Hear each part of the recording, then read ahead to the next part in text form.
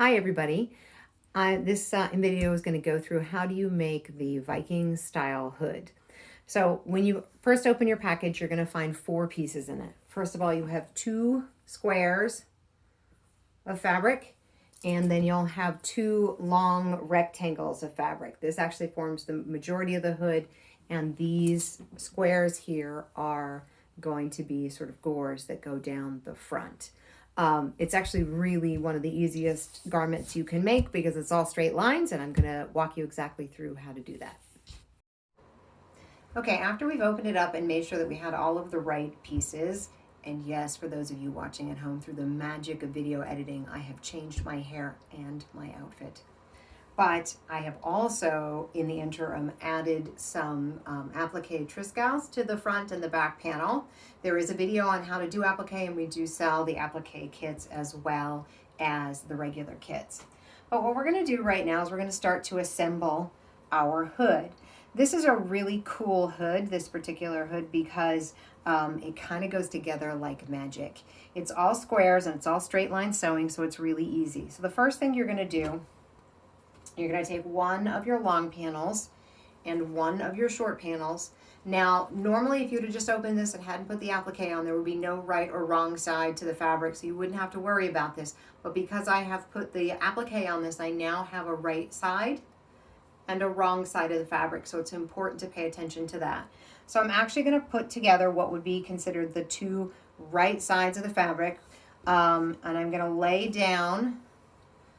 Hopefully, I'm going to hold this up here. I'm going to actually put the small square on top of the long square, and so you actually have it kind of laying like that. And I'm going to go ahead and pin this. Pin this one edge right here together, and I'm pinning it so that it will stay together and be stabilized while I'm sewing. I'm going to start from the bottom and pin up.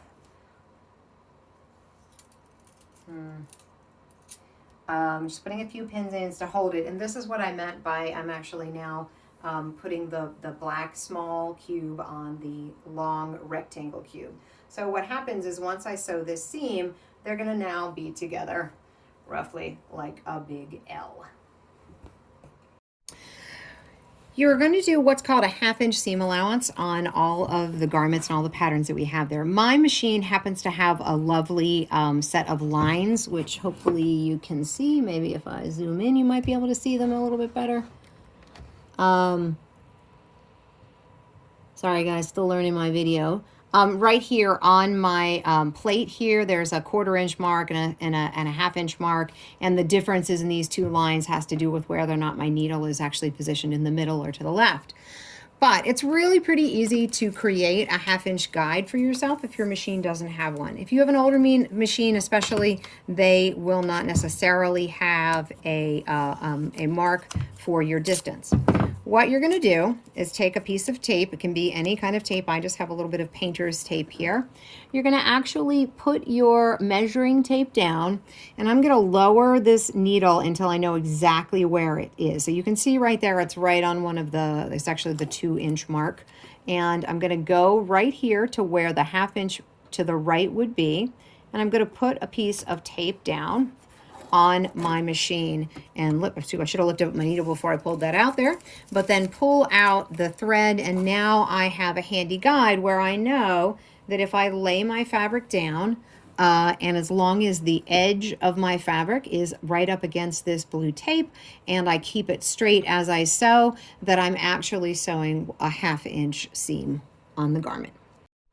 I'm going to actually sew the small triangle to the large triangle. When I lay it down on my machine, this little mark here indicates that the distance between my needle and the edge of the fabric, so this distance right here between my 2 fingers, is actually a 1/2 inch, and that's called your seam allowance, and you want to make sure that you're always sewing with a 1/2 inch seam allowance. If your machine doesn't have a nice little handy mark, what you can do,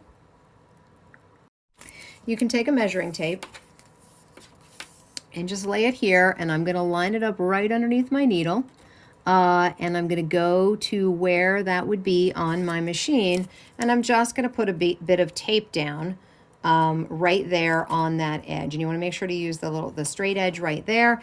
That will now very nicely create a seam guide for me.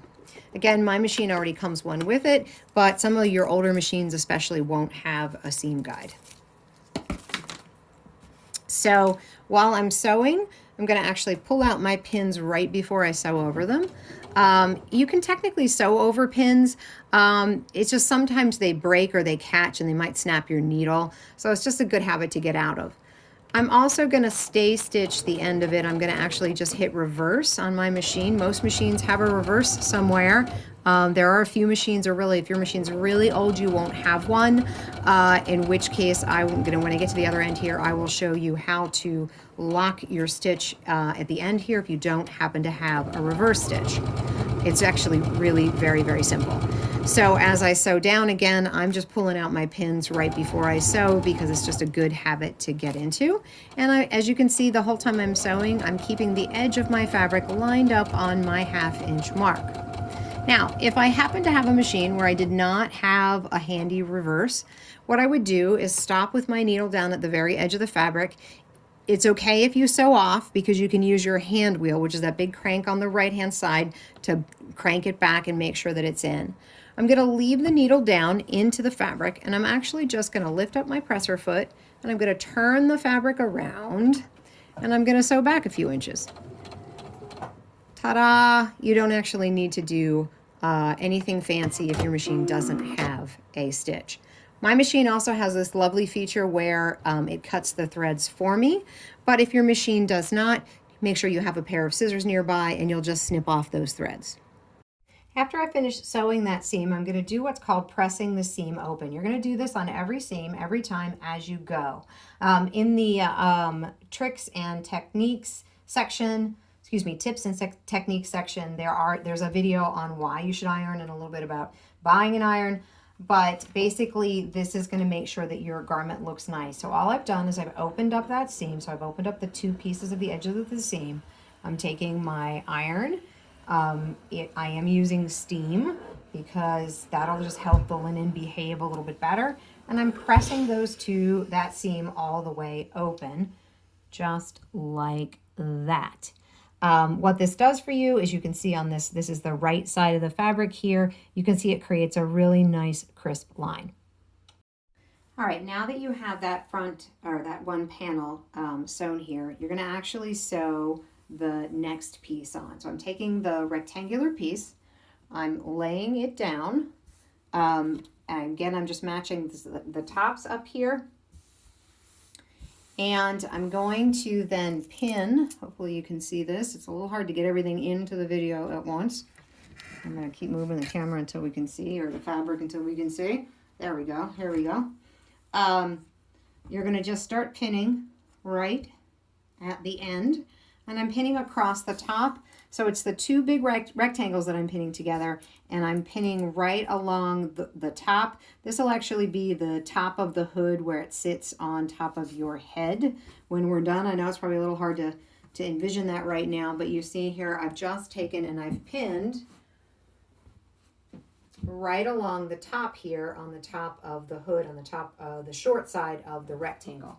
And now I'm going to go over to my machine and I'm going to sew that down. So I've now connected my 2 long rectangles here. I'm going to step back far enough you can see right along that short side here. I have sewn right across the top, and I've also made sure and gone back and pressed open my seam so that it looks nice and neat.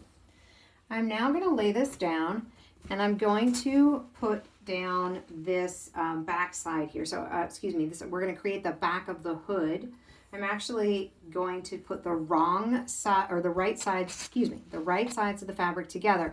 And remember, we made a right side because I put this applique on it, so that is indicating the right side.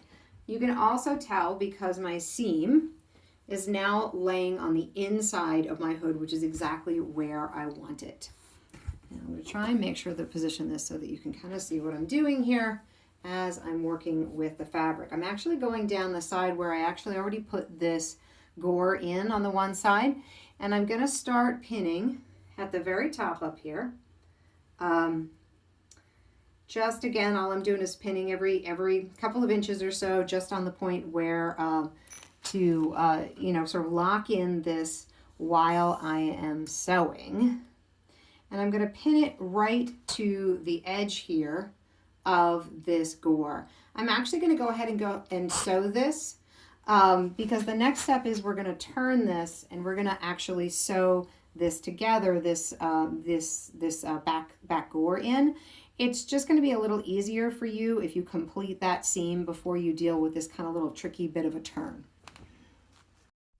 I've gone ahead and finished that first seam there, but I just wanted to show you the ironing because it's a little wonky because of this, the tip of your, will actually be the tip of your hood here. I happen to have a small, it's actually a tabletop iron. I use it a lot for these kind of fiddly bits. On top of what I have is a very big ironing board for being able to lay out large sheets of fabric and the like, and be able to do them.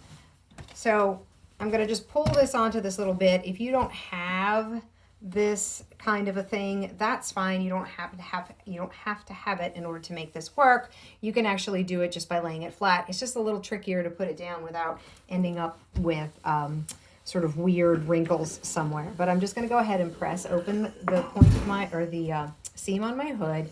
Now this little corner up here, I know I always said you always have to press, and that is true, but it's really almost impossible to get exactly into that corner there. So that's going to be fine. I'm actually not going to press this little last bit here. I pressed it as far as I could get it, and then I'm not going to press that edge there. There are other ways to do it, but I think that that's going to be fine. It'll look just great. The only other thing that I'm going to do is, as soon as I can find a pair of scissors, I'm going to trim this corner here. So I'm going to actually cut just a little bit of this tip off, and that's so that when I flip this out the other side, be very careful not to clip so close that you can, you know, clip the seam, but that's just going to take the bulk out of this when we flip this around.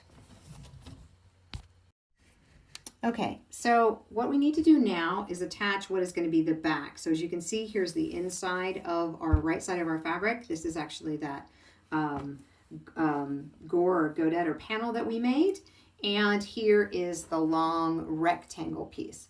What I'm going to do right now is I'm going to just go ahead and pin it right straight down. So what I'm doing is I'm lining up these two edges right here, and it'll be fine. It's going to get a little bumpy right up here at the top. I'll show you in a minute when I pin it here, but really that's not going to be an issue for sewing the hood. But I'm going to go ahead and pin straight down this back side here.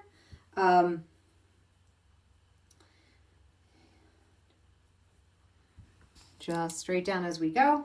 You know, this end here is going to end up being about the right length. It's not, because of this little weird bumpiness here, in my case, it's not lining up 100%, but that's okay too. We're not going to worry about that. What I mean here is when you get, hopefully we can get to in a view here where you can see this, is you're actually just going to start sewing, and I'll show you on the machine too, right here on the inside, right about where these two pieces come together, and go straight down. It will mean that the first time we do this, you're going to have maybe just a tiny, the world's tiniest little hole right up here at the corner point. But we're going to go back and do a quick seam over that in order to fix that afterwards, and I'll show you how to do that.